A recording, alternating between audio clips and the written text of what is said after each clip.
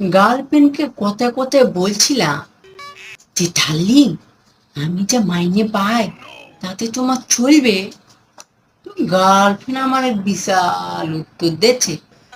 সে বলছে আমার তো দিব্যি চলে যাবে, কিন্তু তোমার চলবে কিনা সেটা বলতে পারছি না।